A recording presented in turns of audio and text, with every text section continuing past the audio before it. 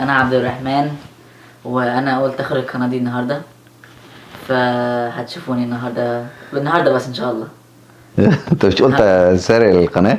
النهارده بس ان شاء الله. فالنهارده هنتكلم عن امريكا، محدش اتوقع ده خالص، انا عارف. المهم يعني النهارده هنتكلم عن الولايات اللي انت المفروض تروحها، و... وليه اصلا المفروض تروح امريكا، وهل كل ولايه مختلفه عن بعضها. هنرد على اسئلتكم كلها. لخبطت، قلت كل ده. ماشي، طب تعالى. تحياتي، يا رب تكونوا بخير وبصحة وسعادة. النهاردة فيديو جديد هنتكلم فيه عن حاجات كتير قوي، من ضمنها هنتكلم ليه انت مهاجر. هل الهجرة لأمريكا أفضل من حياتك؟ هل انت بتبحث أصلا عن الهجرة لأمريكا ولا لأ؟ وإيه الولايات اللي ممكن تروحها؟ أو إيه أفضل ولاية من وجهة نظري أنا الشخصية، يعني اللي هي عن خبرتي أنا البسيطة. هل أولادك ممكن يتأقلموا مع الجو العام هنا ولا لأ؟ حياتك هنا ممكن تتغير للأفضل ولا للأسوأ؟ وهل السفر لأمريكا أصلا فيه واسطة ولا لأ؟ الناس كتير قوي بتسأل على الموضوع ده، أو متخيلين إن ممكن حد يكون قاعد في أمريكا بقاله فترة يقدر يبعت لك دعوة، يقدر يبعت لك واسطة، لمجرد إن هو يعني أمريكاني أو عنده بيحمل الباسبور الأمريكاني، فيقدر يبعت لك إقامة فأنت تسافر أمريكا تاني يوم.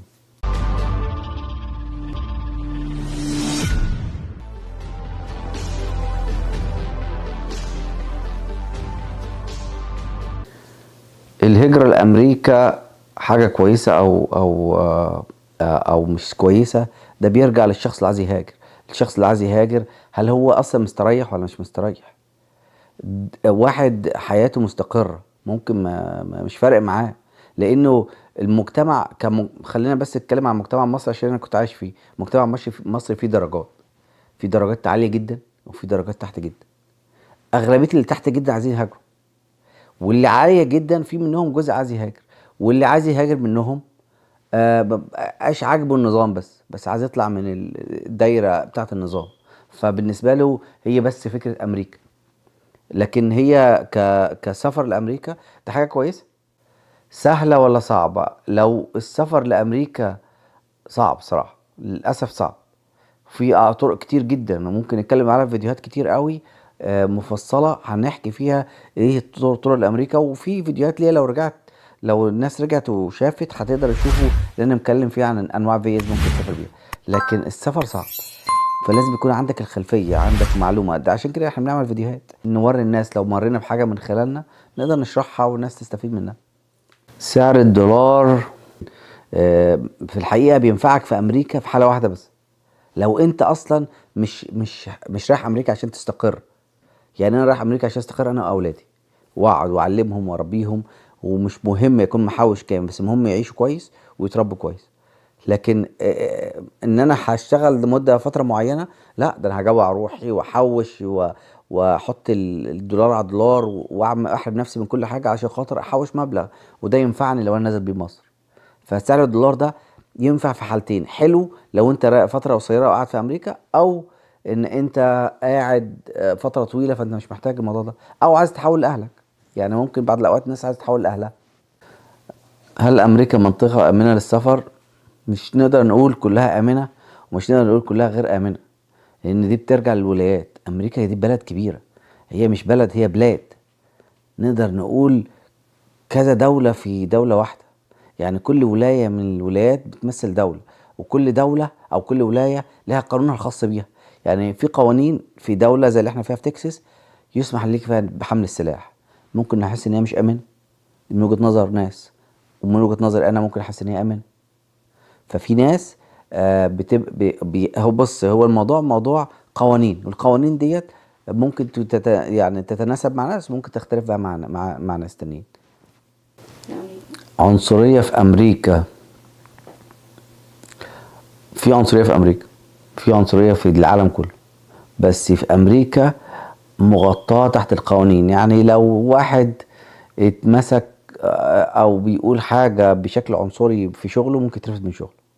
ده أساسي من ضمن الأوراق اللي بتعين بيها الشخص في أي عمل، واتثبت عليه إن هو عنصري مع حد تاني ممكن يتشال من شغله. لو أنا اتعاملت مع حد بعنصرية وفي ايفيدنس أو في دليل على اللي أنا بقوله ده، ممكن أروح فيها في داهية. لكن في الاسف في عنصريه. بس عايز اقول لك على حاجه في موضوع العنصريه ده. العنصريه في بلادنا احنا متصالحين معاها. يعني يمكن في ناس بتسمعني دلوقتي، الناس بيروحوا افراح عاديه خالص، ياكلوا ويشربوا، ويقعد يقول لك العريس حلو والعروسه وحشه، العروس ابيض، العروسه سودة، الكلام اللي بنسمعه دايما ده دمه خفيف، ده شكله كذا، ده كذا، مش عارف ايه. فهو الفكره احنا متصالحين نفسينا مع كده. بس في الحقيقه هي عنصريه برضه. هنا في امريكا بنستعمل نفس المصطلحات في بعض الاوقات، وده تبقى مخالف للقانون. وبدأ على فكرة الفترة اللي فاتت دي، في خلال السنة اللي فاتت كلها، من كام سنة يعني فاتوا، بدأ يكون في قوانين عالمية، وخاصة في الدول العربية أو في بلادنا بالأخص، ليها علاقة بالتنمر والعنصرية. فالموضوع يعني في عنصرية. وكمان في عنصرية كمان، مش العنصرية كمان ضد الأبيض والأسود، لا، ده عنصرية كمان في بعض الأوقات ضد واحد مسلم أو واحد بيعتنق ديانة مختلفة. يعني لما تشوف واحدة لابسة حجاب في بعض الأماكن، ممكن حد يضايقها أو يبص لها. ممكن ما يضايقهاش باللفظ لكن يبص لها. ولما يشوفوا واحد لابس لبس يعني له علاقة بالديانة، برضه بيبقى له نظرة غريبة كده من بعض الناس. ما فيش حد بيقدر يفسرها غير الشخص نفسه يعني. في جوامع قريبة مني كتير.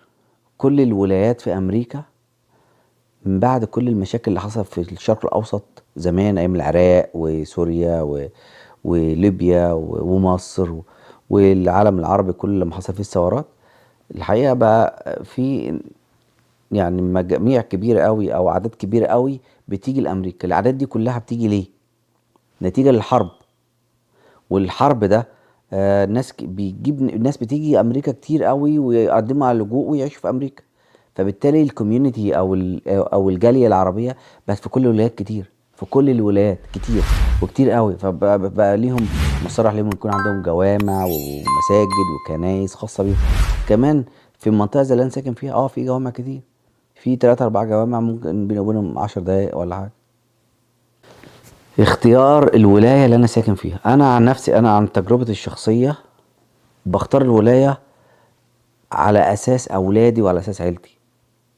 هل أنا معايا أولاد ومعايا عيلة، ولا أنا لوحدي؟ عامل فيديو قبل كده هحطه كمان في الديسكريبشن، ومتكلم عليه الفرق ما بين كاليفورنيا وتكساس. أنا كنت عايش في كاليفورنيا. كاليفورنيا ملهاش حل، يعني بلد جميلة جدا. فبالتالي او ولايه جميله، فبالتالي انا ما كنتش عايز اسيبها خالص صراحه. لما فكرت اسيبها سبتها، بس عشان زوجتي واولادي وعايز اعمل فاونديشن. طيب اعملها ازاي ده؟ عايز شغل، عايز بيت، عايز مكان انضف او احسن، عايز تعليم للاولاد. فبفكر من كل النواحي دي. انا بالنسبه كل واحد عايز يختار الولايه اللي عايز يجي فيها امريكا او عايز ينقل فيها، دي بترجع على نوع الولايه، وبترجع لحالتك الشخصيه. حالتك اعزب، عندك اولاد، عندك مسؤوليات، عندك مصاريف في مصر او في بلادك، ايا كان. فانت بتختار على اساس كده. ممكن انا اجي انا لوحدي هنا في البلد دي ما تناسبنيش. انا عندي اصدقاء جم من ولايات مختلفة وجم هنا على اساسي، وقعدوا اسبوعين 3 شافوا المدينة وما عجبتهمش، وفي ناس حبوها. فممكن انا عن نفسي جيت المكان هنا وحبيته. فتجربتي الشخصية في اختياري لولاية تكساس كانت اختيار موفق. انا بحب كاليفورنيا او بحب ولايات كتير جدا غير كاليفورنيا، لكن بحب تكساس اكتر لاني قدرت اثبت ان روحي على الاقل، او قدرت اقف على رجلي، او قدرت احس ان انا اقدر ادي لاولادي او الاقي لهم مدارس افضل ليهم، الاقي مكان نظيف، الكلام ده كله. كمان البيوت ده من اهم حاجه ممكن تفكر فيها لما تتنقل لولايه. انا عايز نفسك عندك طموح تعمل ايه؟ عايز تشتري بيت؟ طب هل الولايه اللي انت ساكن فيها ينفع تشتري فيها بيت؟ الحاجات دي كلها مهمه. كتير ولايات معظم سكانها مكسيكان كتير. اولا المكسيك، او مش المكسيك بس، جنوب امريكا. جنوب امريكا كلها والدول كتير قوي كلهم بيتكلموا اسباني. تعالي شوفي عندنا في العرب كلهم بيتكلموا عربي. فالناس ما بتعرفش ده منين وده منين، هو بيتكلم عربي. نفس الفكرة هنا. الاسبان كتير كتير جدا في كل الولايات. اغلبيتهم دايما بيكون في الولايات الساحلية، او الولايات مش الساحلية، انا اسف، الولايات اللي هي على الحدود بتاعت المكسيك، لانهم بيتجمعوا دايما مع بعض. يعني هيوستن مدينة ولاية تكساس على حدود مع المكسيك، كاليفورنيا على الحدود مع المكسيك. فمعظم الولايات اللي على الحدود مع المكسيك بتلاقي اغلبيتها مكسيكان وبيتكلموا اسباني بس. فالناس كمان بالمناسبة كمان فيديو عملناه قبل كده كنا بنتكلم فيه عن اللغة. الاسبان ما بيتكلموش انجليزي اصلا. ليه ما بيتكلموش انجليزي؟ لان الكوميونتي او الاعداد بتاعتهم غنياهم على القصة دي. فكتير الاعداد كتيرة فعلا. الجاليات موجودة في مدينة هيوستن، جاليات كتير كتير قوي. في الدول العربية كل دولة مخصصة عاملة جالية نفسية وعاملة صفحة على الفيسبوك خاصة بيها وبتجمع ناس حوالين بعضهم. بتلاقي السوريين عاملين جالية لوحديهم، بتلاقي المصريين عاملين جالية لوحديهم، بتلاقي الأسبان عاملين جالية لوحديهم، بتلاقي حتى الناس اللي هم عددهم قليل عاملين جالية لوحديهم وبيخرجوا مع بعض. يعني عندنا حتى المصريين هنا بيخرجوا كل يوم سبت، كل يوم سبت يخرجوا مع بعض جالية معمولة على الفيسبوك. والأعداد يعني زي ما بقول كده الأعداد كتير قوي. اضطهاد في الديانات، لو تقصدي اضطهاد في الدين أو المساجد أو كده، هو في حاجات تبقى من باطن الأمور لكن أغلبيتها لا مفيش. يعني تقدر تروح المسجد براحتك، تقدر تخرج براحتك، لكن تحس كده ان في حاجة مستخبية يعني، لكن ما تقدرش تقول تمسكها بإيدك. مراسم الأعياد ورمضان ورجب وشعبان والمسلمين بيحتفلوا ازاي؟ طبعا موجودة طول السنة او في وقتها يعني. يعني احنا في رمضان بنصوم الحمد لله، بنروح مساجد. المساجد هنا بتعمل حاجة اكتر كمان من عندنا. بيعملوا تجمعات جامد جدا تقريبا كل يوم. واتعلمت من جاليات مختلفة ان تجمع يوميا في المسجد. يوميا الناس بتروح هناك بتصلي المغرب والعشاء والتراويح ويروحوا. وفي ناس بتتسحر في المسجد. مساجد كبيره وحجمها كبير ومصروف عليها كتير قوي، يعني مش زاويه صغيره ولا حاجه. طبعا ده ما يمنعش ان في اماكن مساجد صغيره. في الاحتفالات مثلا في الاعياد الناس بتخرج مع بعضها باربيكيو وكلام من ده. والمساجد صراحه يعني بتبقى فيها دعم جامد جدا من الحكومه للموضوع اللي زي دي. اماكن العمل في تكساس او في هيوستن، بص ولاية تكساس بصفة عامة مش بس هيوستن، هي ولاية كبيرة وحجمها كبير قوي. بدأ الأنظار تتلفت ليها من حوالي 4 سنين، خاصة 2020 كده ولا حاجة. الفترة دي كانت في أيام الكوفيد. يعني الناس بدأت تروح لها أيام الكوفيد أكتر أعداد يعني قبل كده طبعا. ليه؟ لأن المساحات كبيرة زي ما بقول. المصانع بنت كتير قوي في أوستن.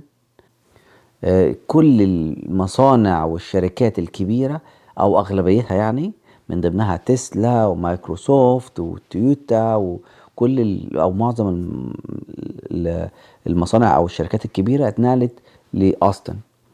وبدأوا الناس تاخد بالها أيام الكوفيد إن الناس ممكن تشتغل من البيوت. طب ليه أبقى أنا ساكن في نيويورك في أوضة وبدفع لها $3000 في الشهر ولا $2000 في الشهر إيجار، وانا ممكن اروح اعيش في تكساس وبرضه بشتغل من البيت ومكان كبير وواسع ونضيف وفيه كل الرفاهية وادفع نفس المبلغ وبرضه اشتغل من البيت. فالناس اللي بتشتغل من البيت اغلبيتها بتجم هنا عشان يعيشوا في تكساس. طبعا في ولايات تانية لكن تكساس بالاخص. فبدأ سوق العمل يفتح ويكبر. كمان الجالية العربية ناس كتير جدا في الشغل بيحتاجوا ناس تشتغل معاهم. بس هو انا مش حابب قوي ان انا اشتغل عند واحد عربي لاسباب يعني في بطن الشاعر زي ما بيقولوا. لكن انا مش حابب ان اشتغل عند عرب.